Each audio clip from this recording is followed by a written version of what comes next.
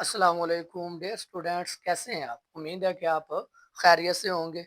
अगर आपने मेरे यूट्यूब चैनल को सब्सक्राइब नहीं किया तो यूट्यूब चैनल को सब्सक्राइब कर लें और बेल आइकन को प्रेस कर लें ताकि आने वाली हर नई वीडियो आप तक पहुंच सके। बेसिकली आज हमने डिस्कस करना था कि जो शॉर्ट सिलेबस हुआ है 9th क्लास का, उस हवाले से। तो उसी हवाले से मैं आप लोगों को फिजिक्स के जो शॉर्ट क्वेश्चन पहले चैप्टर के बनते हैं ना, स्मार्ट सिलेबस के लिहाज से, जो अहम एक चैप्टर के अंदर जितने भी सवाल बन सकते हैं, अहम सवालात वो है। इंशाल्लाह अगर ये आप सवाल तैयार कर लेंगे तो पहले चैप्टर में से जो भी सवाल बोर्ड के पेपर में आएगा वो इन्हीं सवालों में मौजूद होगा। तो हमारे पास फिजिक्स का जो पहला चैप्टर है, उस लिहाज से हम क्या करते हैं, इसको तैयार करते हैं। हमारे पास वही पहला चैप्टर क्या है, तो भाई मिकदारें और उनकी पैमाइश। तो इसमें हमारे पास जो पहला सवाल इम्पोर्टेंट पहला सवाल बनता है वो है हमारे पास तबई और गैर तबई मिकदारों में क्या फ़र्क है। यानी कि मैं यहाँ पर लिख देता हूँ ताकि आप बाद में नोट करके सेव कर लें। हमारे पास जो पहला सवाल बनता है वो है तबई और गैर तबई मिकदारों में क्या फ़र्क है। ये था हमारे पास इसका पहला सवाल जो ज्यादा इंपॉर्टेंट है। फिर दूसरा सवाल, तबई और गैर तबई मिकदारों की पांच पांच मिसालें। ये एक्सरसाइज का शॉर्ट क्वेश्चन, ये बड़ा इंपॉर्टेंट है। आपने क्या करना है, इसकी मिसालें देनी है तबई और गैर तबई मिकदारों की पांच पांच मिसालें। ये हो गया। फिर हमारे पास क्वेश्चन नंबर 3 है। ये क्वेश्चन नंबर 2 था जो बड़ा ही अहम है। अब क्वेश्चन नंबर 3, बुनियादी मिकदारों की तारीफ। बुनियादी मिकदारें क्या होती हैं, बड़ा ही अहम है ये भी। बुनियादी मिकदारों की तारीफ करें। बुनियादी मिकदारों की तारीफ करें, ये क्वेश्चन नंबर था 3। अब हम क्वेश्चन नंबर 4 देखते हैं जो अहम है। गैर तबई मिकदारों की तारीफ कीजिए। तो ये ऊपर हो गया गैर तबई मिकदारें, तो ये करने की आपको जरूरत नहीं है। फिर पैमाइश से क्या मुराद है, पैमाइश क्या होता है।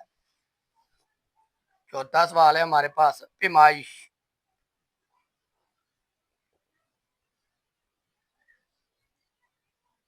पैमाइश से क्या मुराद है, इसके कितने हिस्से हैं। पहले आपने बताना है कि पैमाइश क्या है, पैमाइश की तारीफ लिखनी है और पैमाइश के कितने हिस्से होते हैं, दो होते हैं।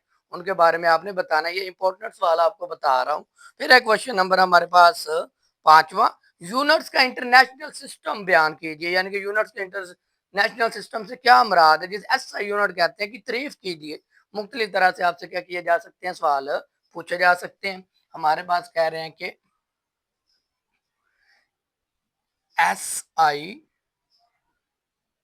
यूनिट्स से क्या मुराद है। फिर अगला सवाल है हमारे पास, मखूज यूनिट की तारीफ कीजिए। क्वेश्चन नंबर 6 है हमारे पास, मखूज यूनिट की तारीफ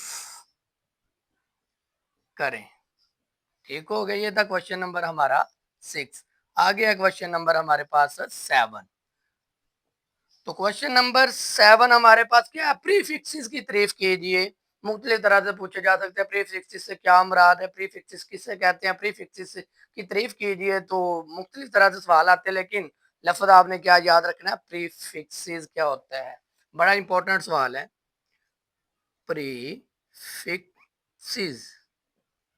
से क्या मुराद है, मिसाल दे।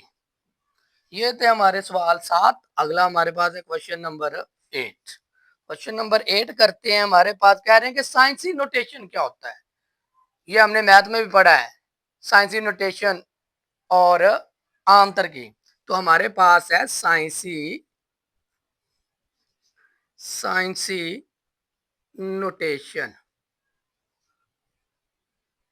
नोटेशन की तारीफ करें।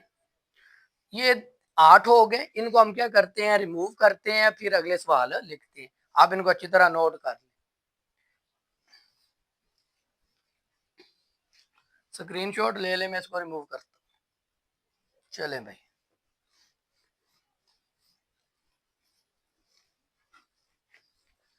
8 सवाल हो गए जो इंपॉर्टेंट थे हमारे। क्वेश्चन नंबर आगे हमारे पास है 9। क्वेश्चन नंबर 9 क्या कहते हैं, लीस्ट काउंट से क्या मुराद है, या लीस्ट काउंट की तारीफ कीजिए। बड़ा ही अहम सवाल है, लीस्ट काउंट से क्या मुराद है। तो ये आपका सवाल है। क्वेश्चन नंबर आगे हम करते हैं 10। क्वेश्चन नंबर 10 में क्या कह रहे हैं, वर्नियर कैलिपर्स की तारीफ कीजिए। Vernier calipers, vernier callipers.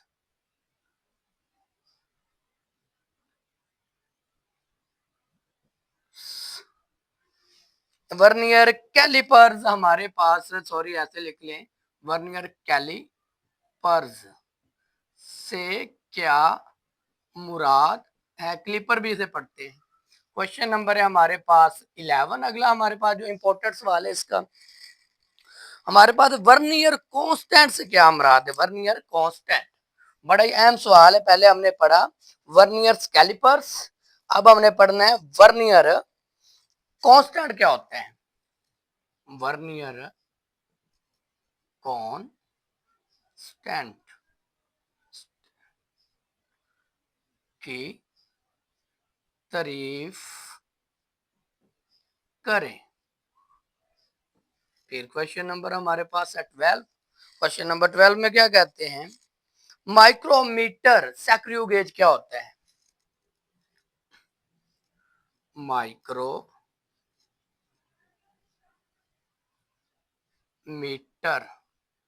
Screw gauge किसे कहते हैं। फिर क्वेश्चन नंबर हमारे पास 13। क्वेश्चन नंबर 13 में क्या कहते हैं, माइक्रोमीटर स्क्रू गेज के हिस्सों की वजाहत कीजिए। हमारे पास है माइक्रोमीटर स्क्रू गेज के हिस्सों की वजाहत करें। ये भी बड़ा इंपॉर्टेंट सवाल है। फिर हमारे पास जीरो एरर कब होता है और कब नहीं। जीरो एरर कब होता है और कब नहीं। ये बड़ा ही अहम सवाल था हमारे पास। क्वेश्चन नंबर हो गया हमारे पास 14।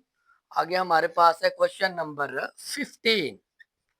क्वेश्चन नंबर 15 में क्या कहते हैं, नुमाया हिस्सों से क्या मुराद है। नुमाया नुमाया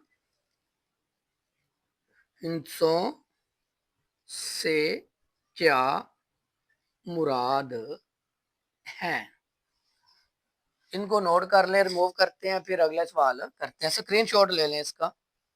चलें भाई, रिमूव करता हूँ इसको, फिर अगले करते हैं। चलें भाई,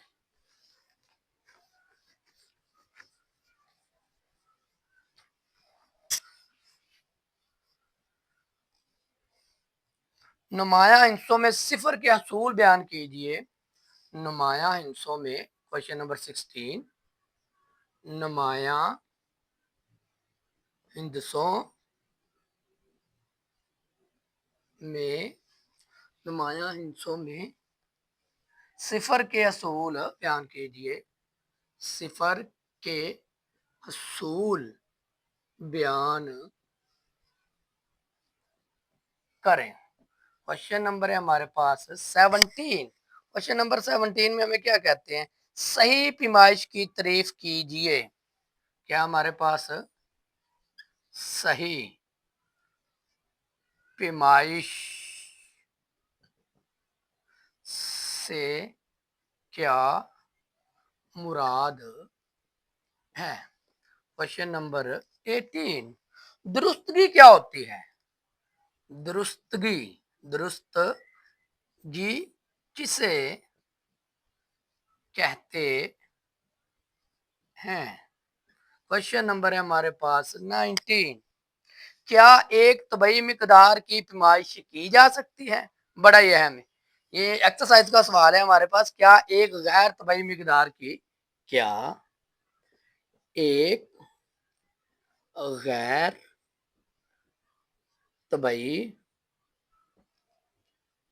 मिकदार की पैमाइश की जा सकती है। क्वेश्चन नंबर है हमारे पास 20,